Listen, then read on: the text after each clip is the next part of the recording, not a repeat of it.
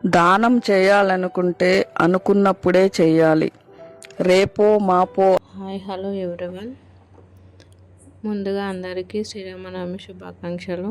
ఏంటి శ్రీరామనవమి అయిపోయాక చెప్తుంది అనుకుంటున్నారా? ఇది శ్రీరామనవమి రోజు రాత్రి తీసిన వీడియోనే. 9 o'clock తీసింది. అయితే ఈరోజు టెంపుల్కి అలా వెళ్ళలేదు, కొంచెం హెల్త్ బాగాలేక. ఇది ఎందుకు చేసామో ఈ వీడియో ఎండ్ వరకు చూడండి, మొత్తం క్లియర్గా చెప్తాను. సాధారణంగా గోవును హిందువులు ఒక దేవతగా భావిస్తారు. ప్రతి ఒక్కరి ఇంట్లో అయినా ఒక గోమాత ఫోటో అయినా ఉంటుంది, అంటే దేవుని గుడిలో. ఒక గోమాతలోనే 33 కోట్ల మంది దేవతలు నివసిస్తారని హిందువుల నమ్మకం. అంటే ఇప్పుడు ఆ గోమాతను పూజించడం ద్వారా మనకు సమస్త దేవతలను పూజించినంత ఫలితం వస్తుంది. ఇది మాకు నాగర్ కర్నూల్కు దగ్గరగా కొల్లాపూర్ చౌరస్తాలో ఒక సరస్వతి దేవి టెంపుల్ ఉంది. అక్కడ తీసిన వీడియో. అక్కడ గోశాల ఉందన్నమాట, కృష్ణుని నిలయం లాగా. అక్కడ మామూలుగా అక్షరాభ్యాసాలు కూడా చేపిస్తారు. ఇది అక్కడ తీసిన వీడియోనే. నైట్ కాబట్టి గోవులు మేతకు వెళ్ళాయని చెప్పేసి ఇక్కడ పెట్టేశారు, అందుకే ఎక్కువగా గోవులు కనిపించలేదు. అయితే గోవులకు దానం చేయడం వల్ల పుణ్యం వస్తుందని, శక్తి సంపదలు కలుగుతాయని హిందూ మతంలో ఒక నమ్మకం. అది నమ్మకం అనేది కాదు, మామూలుగా మూగజీవాలకు మనం సహాయం చేస్తే మనకు మానవతా దృక్పథం ఉన్నట్టే. ఎందుకంటే మానవులు అనగా ఇప్పుడు మనం సాధారణంగా ఇతరులకు ఎవరన్నా ఆకలి అవుతుందని అడగగలుగుతారు, కానీ గోవులు కానీ ఏదన్నా మూగజీవాలు కానీ అలా అడగలేవు. కాబట్టి మనకు వీలైనప్పుడు ఇలా పండుగ రోజులు, మన పిల్లల బర్త్డేలకు అలా వేల ఖర్చులు పెట్టి అలా చేయడం కన్నా ఇలా మూగజీవాలకు చేయడం వల్ల మనకు కూడా పుణ్యం లభిస్తుందని నేను నమ్ముతాను. నాకన్నా ఎక్కువ మా ఆయన ఈ విషయంలో బాగా నమ్ముతాడు. అందుకే ప్రతిసారి మా పిల్లల్ని తీసుకొని వెళ్ళి మార్నింగ్ టైంలో కూడా అక్కడ అరటి పండ్లు అవన్నీ తినిపిస్తుంటాడు. ఇంకా స్పెషల్గా పిండి పట్టించి దానికోసం ఏదేదో చేసి తీసుకెళ్ళి పట్టించి వాళ్ళకి ఇస్తుంటాడు, గోవులకు తినిపించడానికి. గోమాతను దేవతగానే కాకుండా మామూలుగా కామధేనువుగా అంటారు. అంటే మనకు కావలసిన కోరికలను తీర్చేదానిగా, శ్రీకృష్ణుని రక్షకుడుగా, విష్ణువు సోదరుడిగా, శివుని వాహనంగా. ముఖ్యంగా మనం ఏదన్నా పాపం మనకు తెలియకుండా పాపం చేసినా ఆ పాపం తొలగించేదానిగా గోమాతనే వర్ణిస్తారు. ఇప్పుడు గోమాత గురించి చెప్తున్నాను కాబట్టి, గోవులకు చేస్తున్నాడు కాబట్టి గోమాత గురించి మాత్రమే చెప్తున్నాను.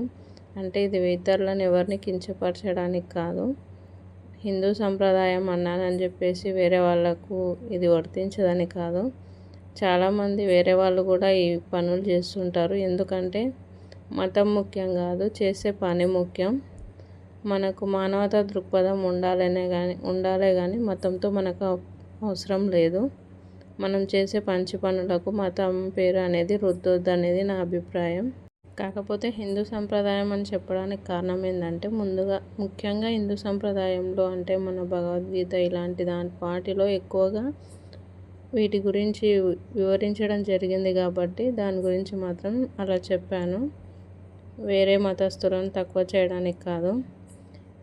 మతం ఏదైనా సరే, మనం ఏ మూగజీవాలకైనా సరే మనకు చేతనైనంత సహాయం చేయాలి. అవసరం లేకుండా వాటిని చంపొద్దు, వాటికి ఆహారం నీరు అందించాలి. మామూలుగా కొన్నింటికి ఏదైనా గాయాలైనా అలా అయినా కొద్దిగా చూసుకునే వాళ్ళు ఉంటారు కదా, వాళ్ళకు ఇప్పుడు ఈ గోశాలను నడిపే వాళ్ళకు అక్కడ చందాలు రాయడం అలాంటివి చేస్తే వాటిని మనం రక్షించినట్టు అవుతుంది. అంటే మనం తెచ్చి ఇంట్లో పెంచుకోకపోయినా కానీ వాటి బాగోగులు చూసుకోవడం కూడా మనకు మంచి పని అని నేను అనుకుంటున్నాను. మామూలుగా దాన ధర్మాలు, జీవులకు సేవ చేయడం, అన్నదానం, గోదానం చేస్తే ఎక్కువ పుణ్యం లభిస్తుంది. చాలామంది తీర్థయాత్రలు, పూజలు, అభిషేకాలు చేస్తారు.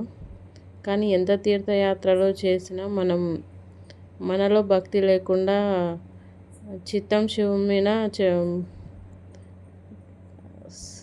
టైంకి గుర్తు రావట్లేదు. చిత్తం శివుని మీద భక్తి చెప్పుల మీద అని ఒక సామెత ఉంటుంది. అలా కాకుండా మనం పూర్తిగా మన నమ్మకంతో చేస్తేనే ఏదైనా సరే మనకు మంచి జరుగుతుందని నేను నమ్ముతాను. ఇంకొక ముఖ్యమైన విషయం ఏంటంటే, మామూలుగా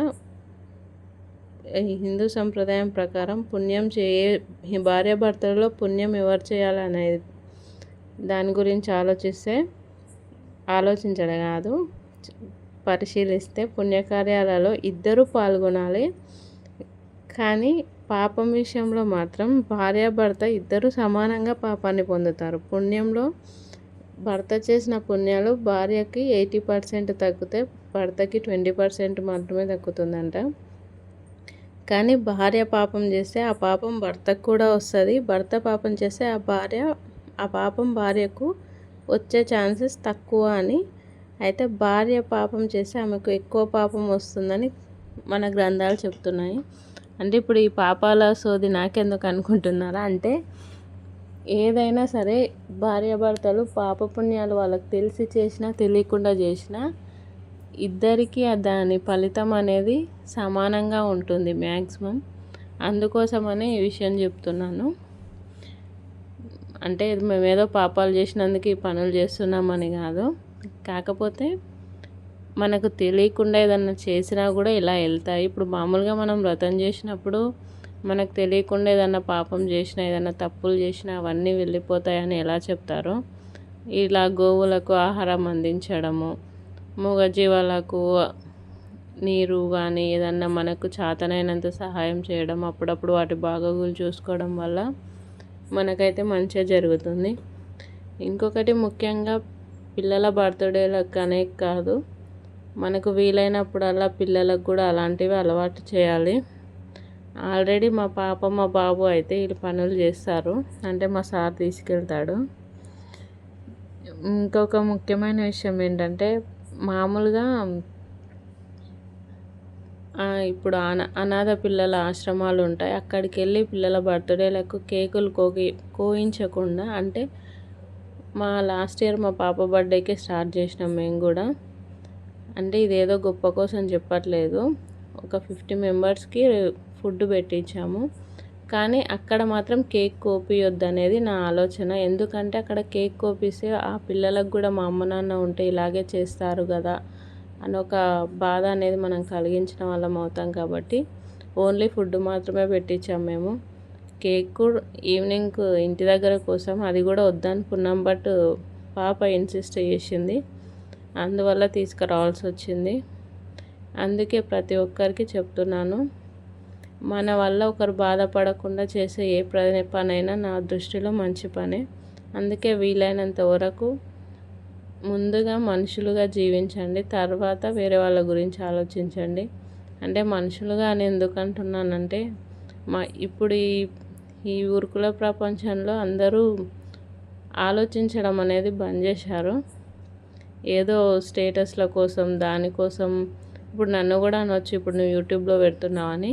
మా సార్ ఈ పని ఇప్పుడే కాదు, బిఫోర్ నా మ్యారేజ్ ముందు కూడా ఇలాగే చేసేవాడు, ఆఫ్టర్ మ్యారేజ్ ఇంకా ఎక్కువ చేస్తున్నాడు. నేను ఎప్పుడు ఇలా పెట్టుకోలేదు, కాకపోతే ఇలాంటి పనులు ఒకరిని చూసి ఒకరు చేయడం వల్ల వాటికి మన వంతు సహాయం లభిస్తుందని మాత్రమే పెట్టాను.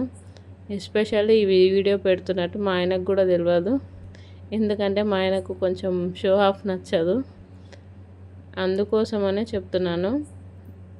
ఏదైనా సరే మంచి పనిని చూపించడం వేరు, షో ఆఫ్ చేయడం వేరు. అంటే ఎవరి ప్రైవసీ వాళ్ళకు ఉంటుంది. నేను అది ఎక్కువ చేయదలుచుకోలేదు, అందుకే తనకు తెలియకుండానే పెడుతున్నాను. మ్యాక్సిమం నీ వీడియో గురించి అయితే ఏం తిట్టడనే అనుకుంటున్నాను, తిడితే కామెంట్లో చెప్తలేండి.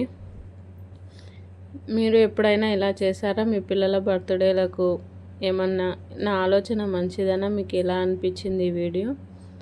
నచ్చితే లైక్ చేయండి, కామెంట్ చేయండి, సబ్స్క్రైబ్ చేయండి ప్లీజ్. నేను 250కి దగ్గరలో ఉన్నా. ఇలాగే మా ఆయన చేసే మంచి పనుల వల్ల అయితే ఈజీగా 1000 సబ్స్క్రైబర్స్ అవుతారు అనుకుంటా. అందరూ అనుకోవచ్చు, అన్నీ మీ ఆయనే చేస్తే నువ్వేం చేస్తావని. వీడియో ఎడిటింగ్ నేనే చేస్తా కదా, వాయిస్ ఓవర్ నేనే ఇస్తాను. కొన్ని అప్పుడప్పుడు మా ఆయన మాత్రం ఇలాంటి వీడియోస్ చేశాడు అంతే. ఈ వీడియో కూడా మా ఆయనకు తెలియకుండా తీసిందే. ఏదో పాలు నీళ్ళు లాగా చేదోడు వాదోడుగా ఉన్నప్పుడే కదా ఏదైనా సక్సెస్ అయ్యేది. అందుకోసమే చెప్తున్నాను. ప్లీజ్ సబ్స్క్రైబ్ చేసుకోండి. నచ్చితే లైక్ చేయండి, కామెంట్ చేయండి.